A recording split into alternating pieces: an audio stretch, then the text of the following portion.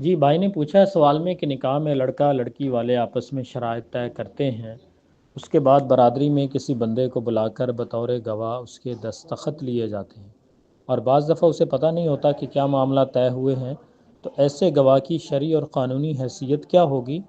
اور ساتھ میں وہ یہ بھی پوچھ رہے ہیں کہ اگر گواہ کہتا ہے کہ پہلے مجھے سارا نکاح فارم دکھایا جائے تو ہو سکتا ہے برادری والے خفا ہوں، ناراض ہوں، اب آپ بتائیے کہ اس موقع پر کیا کرنا چاہیے؟ کیا پڑھے بغیر دستخط کر دینے چاہیے؟ یاد رہے کہ دستخط جہاں پر آپ دستخط کرتے ہیں اور وہ کوئی بھی دستاویز ہوتی ہے کسی بھی طرح کی، تو اس کو ایک باقاعدہ قانونی حیثیت ہوتی ہے، کیونکہ جب بھی دستخط کسی آدمی سے لیے جاتے ہیں تو وہ کسی دستاویز پہ لیے جائیں گے، اب وہ چاہے نکاح نامہ ہو یا نکاح نامے سے ہٹ کے کوئی بھی معاہدہ ہو، کوئی ایگریمنٹ ہو، تو وہاں پر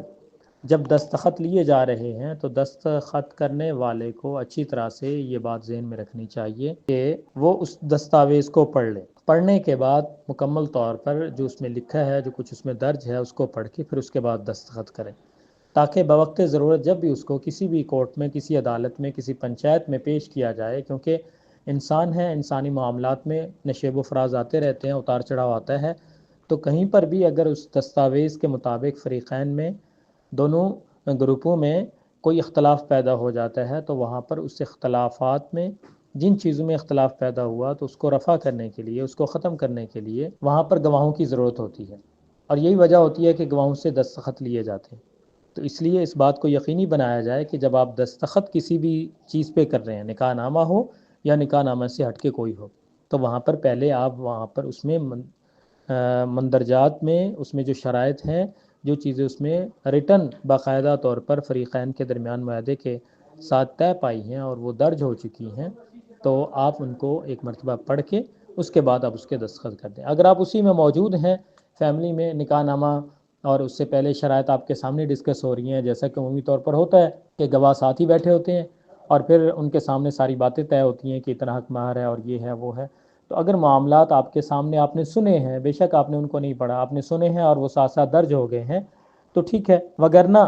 کل کلاں کو یہ ہوگا کہ اگر آپ نکاح نامہ پہ آپ نے بغیر پڑھے دستخط کر دیے اور پھر اس میں جو چیزیں درج تھیں کل ان کے بارے میں کوئی اختلاف پیدا ہو گیا فریقین میں،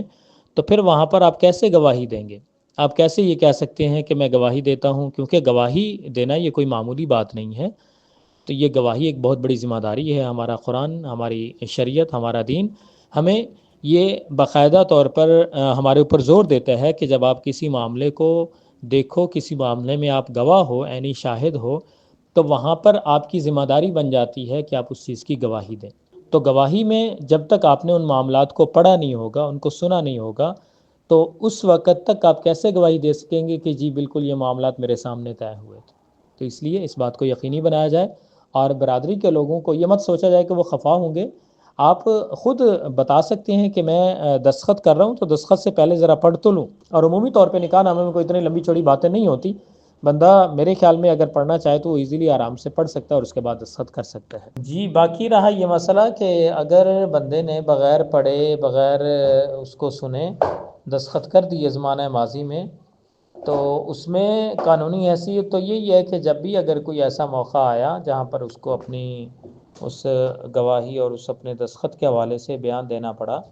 تو بیان وہ وہی دے گا جو حقیقت پہ مبنی ہوگا کہ میں نے یہ دستخط بالکل کیے ہیں اور میں باقاعدہ اس دستاویز میں، اس نکاح نامہ میں گواہ ہوں، لیکن یہ جو معاملات ہیں یہ میرے سامنے لکھے بھی نہیں گئے اور میرے سامنے یہ طے بھی نہیں ہوئے، مطلب میرے علم میں لائے بغیر، تو گواہی تو حقیقت پہ مبنی ہوگی، وہ گواہی وہی دے گا، البتہ آئندہ کے لیے جو ہے نا وہ اس کا احتیاط کرے گا۔